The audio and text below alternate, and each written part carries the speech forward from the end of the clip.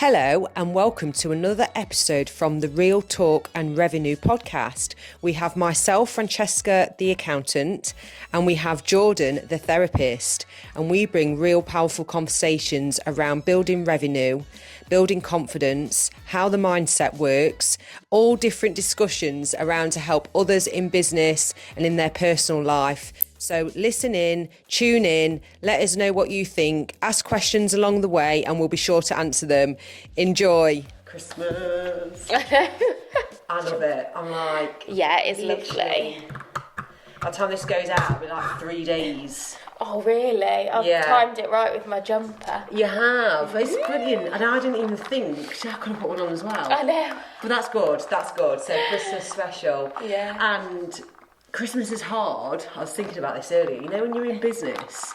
Yeah. And talking about shutting shop as self-employed. And there's a woman that was messaging me on LinkedIn and she's probably similar to you where she does mentoring one-to-one. Yeah. And actually she hadn't replied yet. And she asked me when I shut and we're shutting Christmas Eve, a bit earlier. Yeah. But people are still on just to tie loose ends. Yeah. But we close over Christmas. Yeah. But it must be harder for you guys.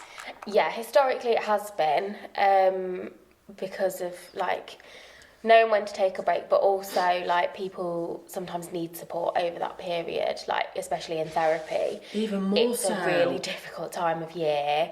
Family dynamics, stressors. Yeah. It amplifies loss or loneliness in your life. Do you know what I mean? There's a lot of pressure. You're supposed to be happy. Yeah. And you see pictures on social media and everyone... You're meant to get on with everyone. Your families are meant to come together. Families don't work like that a lot of the time. I'm don't loving you saying each other. People don't like spending time with one another. It can be fraught. It can be strained. People, I've got so many clients where they're like, I feel I've got to go home, but... it's triggering. There's a lot of stress and strain. Oh my God, I relate. So it's really hard. So there's that side of things when you're a therapist, but... What do you advise? So if I said to you, I've been invited every year, or you do the same thing every year, or you're suiting your partner's family or whatever, because I hear that a lot. Yeah. What do you advise then? I advise people to have a conversation, think about their own needs and what their ideal Christmas would be. And have it. And to have it and just to set the boundary. Not to say we always come to you and we're doing something different this year, but to just say, look, this year we just want low stress, or we want to go away. We don't want the stress of it. We're going away. So you're basically saying go out the country so you got a good excuse. No, but or whatever Get that it is. flight booked. Because I know people that travel hours. On Christmas Day, kids in tow, presents everywhere. That's fine if you want to do that and you're excited and you really want to go and see your family. I know so many people that do it because they feel they have to and they really don't want to. They're dreading it, or they're hosting everyone and they're dreading it. Don't do it. Don't do it. Yeah, don't do it. I'm the do same. It. Manage expectations. Break that cycle of the expectation of that's going to happen, and just say, this year we're just going to do something different. We'd like to not be travelling, or we'd like to spend time at home. And also it might be a case of you're welcome to come to us if you're happy for that. You come to us. We're not putting anything fancy on, or we're happy to do a dinner. Whatever but then again, it is, it's that hosting pressure. Exactly. Some people are fine with that. Some people don't like it. Whatever it is, whatever your ideal Christmas is, have it. Just have it. If you've already got plans this year, think about it for next year. Set the scene early. My cousin, she's just about to get on a flight. I can't remember where they're going, but... I need to get this red lip. Oh, thank you. So they're going on a flight? They're away for the month of December. What? Yeah. Where are they going? I can't remember. Will it be somewhere really warm, bad. do you think? Yeah, it is I don't think it's Thailand. I don't know. But anyway... I don't know, somewhere like that. Intrigued I think. now. But they're travelling into a few different places. They're just away for the month of December. Is it your cousin? She and her partner. They're 31. So I was expecting to say 20s. That's a really bad expectation because it doesn't matter what age. And it's that is so cool. Yeah. I wouldn't want to be away at She's Christmas. a police officer, so she's managed to get the time off work. Don't know how she's done that. I know. That's brilliant. Yeah. So, yeah. What's your ideal Christmas? So, I've had some stinkers. Let's talk stories. I don't say stinkers. I've had some really good ones where, I felt lonely because I was a single parent, and it'd be like, I almost felt like when Christmas was coming around, I was thinking, who's going to have me out of my family? And I felt so bad, like, they were probably thinking, oh, we've got to cater for Francesca and her Which, too. of course, they wouldn't. They wouldn't, and they never did. But I also felt a little bit dropped off. But every time it was lovely. But, in my 20s, I was suffering with an eating disorder. Yeah, oh, yes. The stress of Christmas dinner. Yeah, it was stressful. Even though I enjoyed a Christmas dinner, it was like playing around with what I can fit in and what I'd feel comfortable with and how can I fit in more desserts, what can I take away. Yeah. Oh my God, I think that now would never be anything like that. Yeah. Still with me, I still have It's a moment. sad though, isn't it? Like, but I couldn't help it. Yeah, of course, but I don't mean sad as in like... No, but like, it's sad probably looking back and thinking like, the stress of that, like, because you were... like emotionally. Well, I was poorly. Controlling food, not poorly as in like physically and. Well, it is. Yeah, I suppose it is, and it took me years, probably 10 years, to acknowledge that it was something was wrong. Yeah, eating disorders are so like persistent and like often chronic, like span a lot of years, and it's because like initially like they're easy to hide. Like it's easy enough, isn't it? You can avoid things, you can manage what you eat, and you can just eat what you prepare, etc. But it becomes more and more difficult, like when you've got children, you're invited somewhere, like it's hard and it's stressful, and of course it can spiral and get worse, and really restrict your life, can't it? It can. And the thing is, I probably would have gone, ate my full dinner, joined in on the chocolates, feeling internally just distressed. Yeah. Oh, I feel uncomfortable, and I'd be touching my belly, bloated, and then thinking what I'm going to do, and it kind of tainted. Yeah. But I also think if you want to look your best or feel good, let's say, you do have to be careful in some degree. You can't eat what you want. It's that sliding scale again, isn't it? Of like, what's a kind of like average behaviour or like clinically acceptable, if you want to be like medical about it. And there are parameters, aren't there? And some people might be like borderline one way, but because of course you've got like overindulgent binge eating and stuff like that. And so many people nowadays will like stuff themselves so they can't move, and that's uncomfortable. That doesn't feel good. Like that's not healthy. And the opposite if you're always doing that, that leads to can lead to a lot of weight gain that can impact your health or whatever. Or that feels like compulsive, like you lose control and. Oh, I think I know that feeling of losing control. Yeah. Another chocolate, another fast. Exactly. Get Rather it down. than being like, because there's a difference, isn't there, between like that and just like enjoying a variation of foods, enjoying what you're eating, not restricting what you eat and stuff, and that's fine. But like to be able to just like have one or two biscuits or a couple of bits of chocolate or whatever, enjoy a bit of dessert and be like, oh, that's me done. Whereas obviously, and Christmas is an exception at times, but we can stuff ourselves till we're uncomfortable. Yeah, and I can do that, but comfortably, in a healthy mindset way. But that overindulgent, and just because it's there. Yeah. There's a case of it being normal still, and there's a case of it staring at the food all the time, going, what can I eat next? Who's going to spot me doing this? And I used to be that person. Yeah. But tell me about a really bad Christmas of yours, if you've had one, even if it's like... I don't think I've had like really bad Christmases. Okay, my eating thing wasn't really bad. I'll tell you another story after yours then, if you've got one. So, post long-term relationship breakup, like breaking up after a 7-year relationship and having like a first Christmas on your own. Yeah. Like, you had someone living with you though. Did I have at the time? At that time, my friend. I can't remember what time we moved in. Potentially one of my friends lived with me for a bit. Was it lockdown as well? Yeah, it was. Just to add fuel to the fire. But it was like, I don't think it was like a really restrictive lockdown. But yeah, I think I had Josh, my friend, living living with me at the time. So in the lead up, we did like a few bits and bobs. And then I went to like my family on Christmas, and I laugh about it because we were like the outcast Christmas at my grandma's. Like, it was just like, I had like one of my like extended cousins there that was from like, Spain.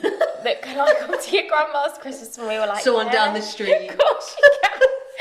Do you know what I Mismatched mean? Christmas. We had my uncle, because my auntie was at work, like she worked in a care, which was normal. It's nice, but did you feel, I know it is wonderful, but there's always that element. I just went with it. I just went with it. I remember it being weird and thinking, like, you're aware, aren't you? Like, this is different. What was I doing last year?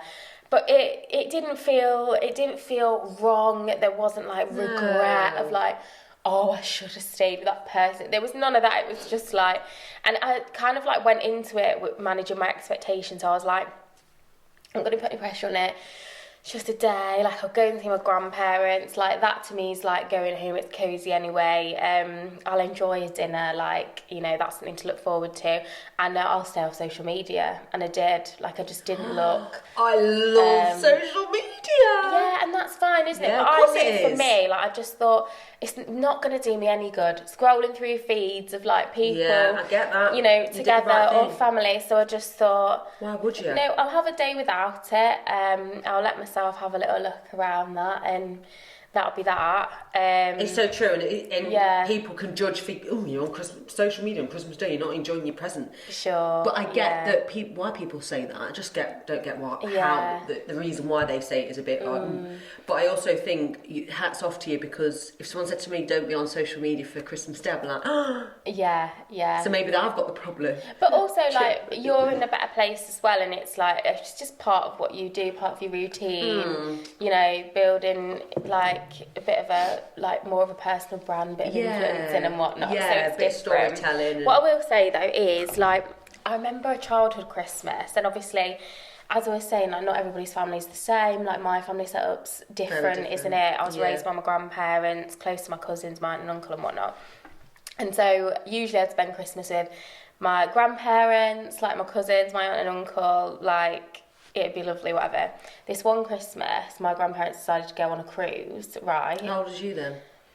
How old was I? I was in secondary school, I think, but maybe like early. Early teens. Yeah, was it? Was it? So you'd have been 11 to 13. Yeah, I reckon. Yeah. Yeah. I can't So it's enough for you quite to remember maybe it. Like 10, maybe like between 10 and 12. Yeah. I'm thinking. I reckon you'd have been year 7 then. Yeah, probably something like that. Because you remember it. Yeah, but I've got quite a few early memories. It could have been earlier, because I'm thinking of the presents we got. I've got like this little Nintendo DS thing with the dog game on it. Oh no, that'll definitely be still secondary. I was getting Spyro the Dragon. Yeah, but you're a bit older than me. Yeah, no, but you're at 11. Oh, that's what I was into. And Lara Croft as well, but... No, a little DS thing, like a handheld thing. Yeah, that wasn't even about one. I think it was like maybe late primary school. But anyway, they went on a cruise, and so I went with my aunt and uncle and 2 cousins to my auntie's family, like her mum, so my cousin's grandparents. Wow. That felt weird for me. And you remember I didn't feel comfortable. Yeah. They did presents differently. Obviously, everyone just... Yeah. And it was like, go around the room, one person open No. up. I remember it because I hated it. I hate that. I hate it. I felt out of place. I felt like I shouldn't have been there. Not because anyone made me feel that way. No, of course they didn't. They'd have thought you'd absolutely fine. Yeah, and there were like complex dynamics in the family anyway, like some difficult things. But I remember that one just feeling like... Out of place. Yeah, and not with like my like parents, if you like, who are my grandparents essentially. Yeah. Do you know what I mean? Yeah, no, I get it. So I would say like those are the 2 that stand out for me, and the rest of them just feel like nice Christmases, like the like norm, having a dinner with family members, whoever they are, like not the traditional nuclear family or whatever, opening presents, having a nice time. But those are the 2 that I could probably Really say bit more tricky. Like as the adult one is like, it's not traumatic, nothing like that. It was just like, right, I'm gonna have to be mindful here. And it's funny, like laughing at the the mix of people that get to it. But the childhood one was like, I don't like this. This didn't feel right to me. Do you know what I mean? Yeah, and I remember as a child always going to my nonna's and not enjoying the upheaval. Yeah, And the chaos. not that I don't enjoy going to visit family or anything like that, but it's the chaos, the upheaval, doing it their way, opening your presents, not enjoying them. Yeah, there's something as well, and again, like, if you're a certain type of person, and these are the sort of things that we share in common as well, I think it's like, even not being able to stay in your own bed. Even as a child, like, I'd know that, like, comfy, nice in my own bed, like, do you know what I mean? Yeah. Having to stay somewhere else, share a room with other people, or like, fit in here or there. Well, we didn't stay over, but there was always a late one, and I had really bad. Back then, though, when you had allergies, it wasn't overly a big thing. Like, you could just pop a pill now and get on with it. No. It was ever so odd, and I used to go there new because I had cats. I'd be tight-chested and scratching, my God. and it'd be like, oh, Mum, I'm not feeling well. But I get they didn't. It's that like 80s. I'll admit, it's the 80s, 90s parenting, isn't it? Like, what you're fine. Like, get on with it. Not and another just 10 there, minutes. Like, another hour would go by. Oh, so I'd be scratching, and I like home comforts. Yeah. And I didn't realise how much I've learned. The Type of character I am, and I like my own space. I don't like breathing in each other's pockets, and I don't know. And this is probably why if I go somewhere, I need to know a space to get out. Yeah. A time allocated. So I don't feel stuck. Yeah. Because that's probably come from feeling stuck. Again, it's certainty as well. Like knowing what time. That I always laugh, right? Because I feel like naturally I'm like very type A, like very organised, very like things just so. But since having Hallie, I've like tipped into more like I'm late, and I'm always like aware, right? When I'm on the way here, I'm like, I'm going to be late. Really? I think about you. Stood there like the window. Like, she must just fucking get so sick of me. Yeah, right. I need to just think, get there for 10 past, but then I think you'd be 20 past. So I can't do that. Do you know what I mean? I don't get it. I don't get that. But honestly, right, I was exactly the same mindset as you before I had Hallie, like stickler for time, hated being late. And as I had Hallie as well, like when she was a newborn, I was so stressed, like trying to be on time everywhere, but obviously struggling because you've got like this tiny baby. That isn't the case anymore, but like I think my brain's kind of like flexed into like, it doesn't matter if I'm late for some things, and like for my clients, for example, like I'm bang on time. Like, But that just shows that this is what I don't get. I think it was me and Bella talking about it. I said you won't be late for something important. No. So to me, it's like, well, why is it not important? It is important, but do you know what I'm saying? In my there's brain, a relaxed air about it to me. Yeah, do you know what I mean? I would never be late for this, for anything. And I don't know if that's the thing that some people have and some people haven't. It changes. And like you get some people like call out Roxanne again. Roxanne's been late her whole life, like perpetually late, and I was the same with her. Like it just enraged me, like absolutely enraged me. Doesn't do that. Like obviously I wouldn't be like meet her with anger, but I'd be so irritated. I'd be like, you're always late, and you know you're always late. So how come you can't just leave earlier? And you're probably thinking that about me now with these things, but. Yeah, that was me. Like I'd be like, for God's sake, and still now, like that's been from school to now. But it's personality traits and personality types. There's an element of like we've just hit the nail on the head. You're relaxed about certain things. For me, with Roxanne, doesn't matter. Yeah, there's people perpetually like that. late. Yeah, like, I know somebody everything. Else. Like and it bothers their kids, and it just messes up. Yeah. It's not. It's interesting because don't come for me, Roxanne. Yeah, she's probably gonna say to me like, "I have got better," and I think she has. No. I don't know. Like, there's loads of that. There's so many of our generation that are like, "Are we? Are we not? Are we being dramatic? Like throwing it around. Am I? Yeah, I don't like throwing it around loosely. Yeah, but neurodivergent, there's probably a little sprinkle. Oh, and everybody. And I know, like, that's offensive to say for some people, so, you know, I don't mean to offend, but I think, like, so many more of us than we think are neurodivergent, and maybe not, like, to an extreme degree, but, like, again, on that scale, just, like, you know. So true. So interesting. That's a whole nother conversation. But the only Well, there's been a few, but there was another horrible Christmas. There's been a few, but it's always ex-boyfriends like linked to it. Yeah. And I was very early pregnant with Luca, so that I would have been just turned 24. That's quite so young. Yeah. And it was Christmas Eve. I went out with my ex at the time and a couple of his friends, so his friend and girlfriend, and we ended up going to the Rowan Way near McDonald's. Yeah. And somehow he fell out with me. Yeah. Oh, that's what I remember. Obviously, I wasn't drinking. Yeah. He started drinking and probably thought, oh, I want to carry on this night. I'll fall out with her. 100%. Yeah. And I ended up being left somewhere, crying my eyes out. Oh my God. Going home alone to Bella. So Bella had been dropped off. Yeah. Or something like that, because obviously it was Christmas Eve. Yeah. And crying myself to sleep. No, that's so dramatic. I wasn't crying myself to sleep. Just crying like at night and going, right, you can do this, get on with it on your own. Next morning, being on my own with Bella, doing all the opening. He wasn't back. No. Then going to my mum's, thankfully she lived down the road from me, so off I went. But I think that was always going to be the case. Yeah. I'm not entirely sure though, because usually we'd go to their parents and whatnot. Yeah. And just feeling really rubbish and lonely. And let down. And angry. And then the following year, I think my sister was having a baby, and because I went to be there at the hospital Christmas Eve, I paid for it Christmas Day. Horrible to me. What the hell? Yeah, no. Because it's like I was longer than what I thought I was going to be. She's obviously... and it was always set up that I was going to be there, but she went in late or something. I was back Christmas Eve afternoon or whatever. Yeah. But, how awful. But Awful, yeah. I just didn't know a way out. And there must be so many people maybe listening to this. Yeah, and that's another situation, isn't it? Just like not a happy home. Not a happy home. It's so sad. Like abusive in some way. And it affects your business and it affects your abilities in life. It affects everything, yeah. It's so sad if someone makes a snide comment or a dig, and I'm very sarky as a person, sarcastic.